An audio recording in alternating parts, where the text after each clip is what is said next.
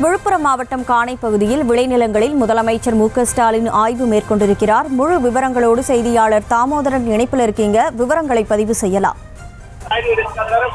வணக்கம் கனிமொழி. பெங்கல் புயல் பாதிப்பு ஏற்பட்டதை தொடர்ந்து பல்வேறு இடங்களில் விழுப்புரம் மாவட்டம் முழுவதும் தண்ணீர் தேங்கி நிற்கிறது.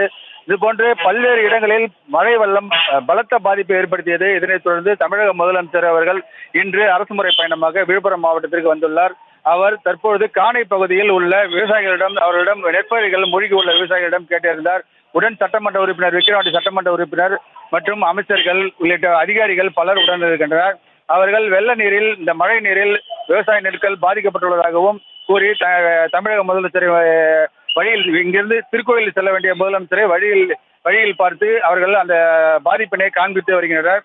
அவர்கள் இந்த வெள்ள நீரில் முழுவதுமாக இந்த நெற்பயிரானது மூழ்கி முற்றிலும் சேதமுற்றதாக அவர்கள் தமிழக முதலமைச்சர் ஸ்டாலின் அவர்களிடம் தெரிவித்துள்ளனர். அவர்கள் நடவடிக்கை எடுப்பதாக கூறியுள்ளார். மேலும் இந்த பகுதியில் உள்ள குறைகள் குறித்தும் விவசாயிகள் மனு அளித்து வருகின்றனர்.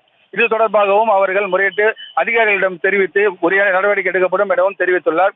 தொடர்ந்து விழுப்புரம் மாவட்டத்தில் பல்வேறு பகுதிகளில் மழை வெள்ளத்தால் பாதிக்கப்பட்ட பகுதிகளில் காலை முதல் முதலமைச்சர் அவர்கள் சுற்றுப்பயணம் மேற்கொண்டு வருகிறார். மரக்காணம் பகுதியில் உள்ள பாதிப்புகளை கண்டறிந்து அவர்களிடம் குறைகளை கேட்டிருந்தார். அதனைத் தொடர்ந்து தற்பொழுது விழுப்புரம் பிபிஏ மண்டபத்தில் நடைபெற்ற பொதுமக்களின் குறைகளை கேட்டிருந்து அவர்களுக்கு நிவாரணப் பொருட்கள், அரிசி, பருப்பு உள்ளிட்ட அத்தியாவசிய பொருட்களை வழங்கினார். இதனைத் தொடர்ந்து இங்கிருந்து புறப்பட்ட அவர் காணை வழியாக திருக்கோயிலூர் செல்வதற்காக சென்று கொண்டிருந்த போது வழியில் விவசாயிகள் அவரை பார்க்க சந்தித்த முற்பட்ட போது வாகனத்தை நிறுத்தி இறங்கி விவசாயிகளிடம் அந்த குறைகளை கேட்டிருந்து வருகிறார்.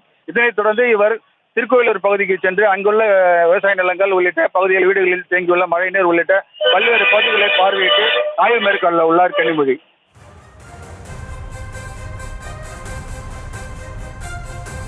விவரங்களுக்கு நன்றி தாமோதரன்.